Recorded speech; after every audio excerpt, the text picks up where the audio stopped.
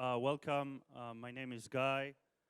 I'm managing the production engineering team in Facebook Tel Aviv, which is pretty close by. I actually just walked and managed not to sweat on my way here, so it's not that far away. I'm gonna tell you a bit about our use cases of Redis in Facebook. It's not all of our use cases, it's a warning in advance, but it's challenges that we've found in our scale and as we've grown over time that we've solved using Redis, and we're pretty happy with this. It's scalable, it works, and I hope this will kind of make your life easier as well if it applies to you. So the first problem that we found is some sort of caching into user configuration, right? So a bit about the use case of this problem. What we needed to do is read user configs in real time for every request that goes to our backend. So far, straightforward, right? Just like you do from a normal MySQL database. I get a request, I need to read some configs. We also need to update the user config in some cases. So just for your understanding, we need to read it all the time, but we rarely need to update it. So for every request we need to read and make decision, sometime we also need to update it. But the big challenge comes from scale, right? So this is high request rate, so we're talking tens of thousands per second, right? So something along the line of 20,000 requests per second, 30,000, 50,000, and as we've grown more and more requests per second, so some distribution is needed here. Instances like MySQL and even distributed MySQL won't handle this kind of scale, hence we went to Redis. And of course, the requests are blocked on the results, right? So I cannot understand what I need to do with the request until I fetch the configuration, make that decision, and so I know how to act. So for us, this is basically some enforcement module. So do I return 200s or 500s based on the configuration that I found? So this is the use case for the problem. Questions? Feel free to stop me through. Like, this will never take 20 minutes unless you ask some stuff. So maybe 5 minutes, maybe. Cool. So that was the solution, right? Surprising, that's why I'm here. We used Redis for this. And the solution involved kind of a hierarchy of a master-slave replication that we've built, right? So we use Redis as, we have a global master. That's where we have the kind of the, the golden copy of the data, and we make sure this is backed up. And then we sync this into regional masters. So imagine one of these located around the world, right? So one in the US, one in Europe, one in Asia, or even some replication of those. So 2 in Asia or 2 in Europe. Depending on your scale, you can scale this horizontally. And then we have slaves at the bottom end of the chain, right? And I've only drawn 3 layers of replication here, but of course this can go as deep as you need based on your scale. This can be like 10 layers down if your model is more complex, or it can remain in a 3-layer model or 2-layer model if you're still in a small scale.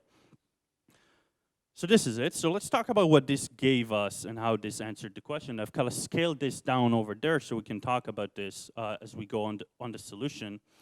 So the first thing is the user config that's saved as hashes. That's, for us at least, we found the most easiest thing we have to save this. So you can imagine the hash key being the user ID. That's the simplest thing we have.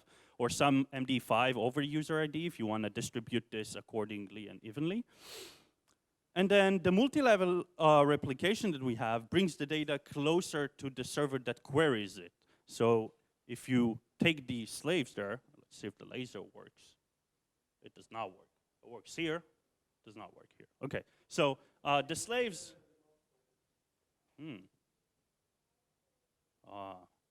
cheating.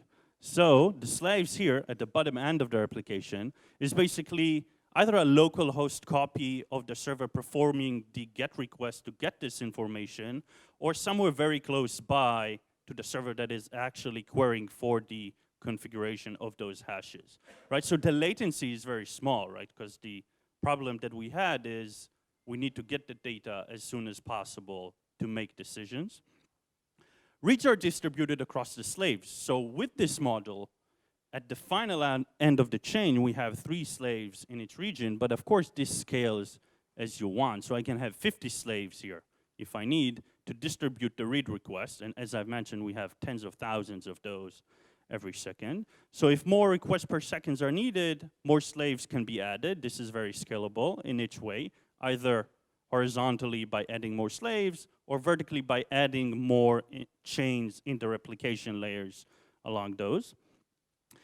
And the nice thing about this we found is that you can use writes in every layer of the chain. What do I mean by that? So for example, if I need to write a configuration that only my server would use in the next request, for example, then I can write it to the same slave I'm reading from.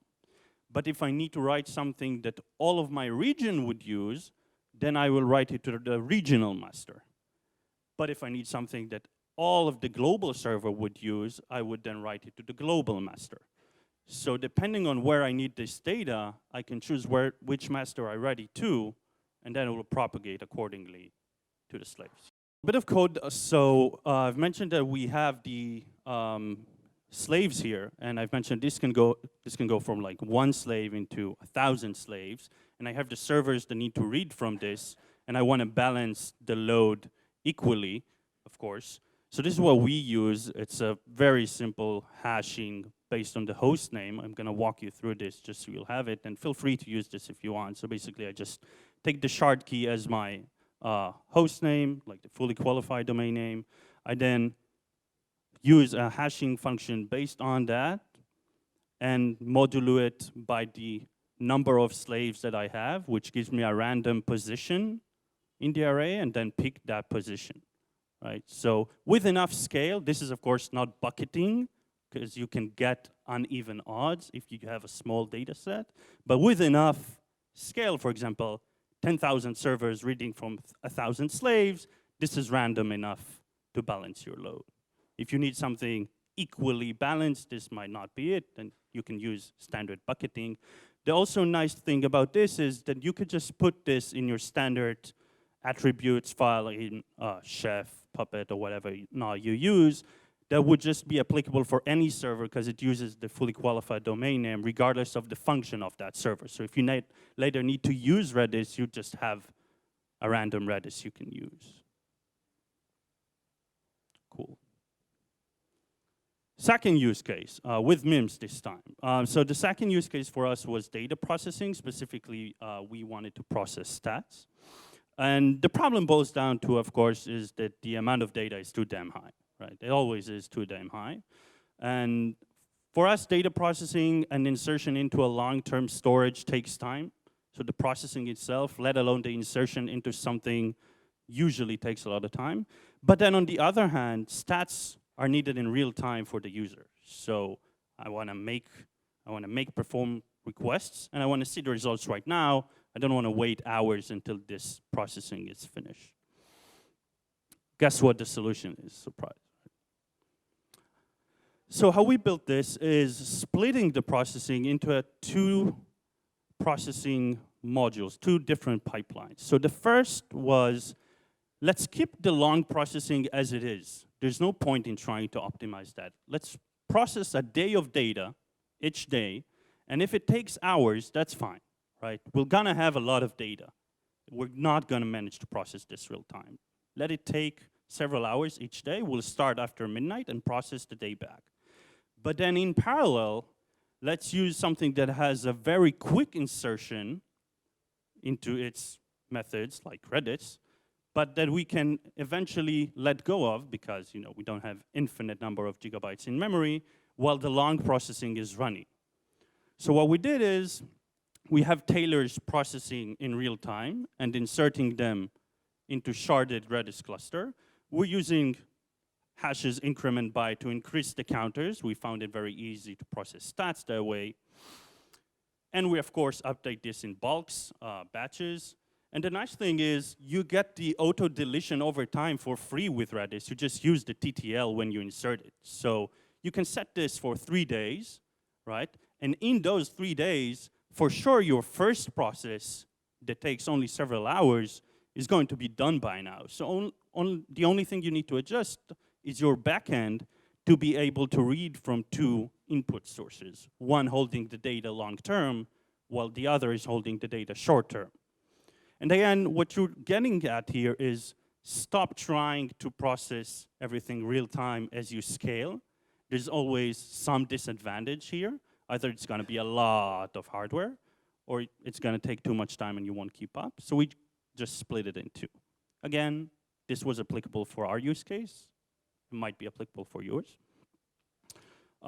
This currently holds for us tens of gigabytes of data in sharded cluster in memory. It works well, it scales well, and for us it works.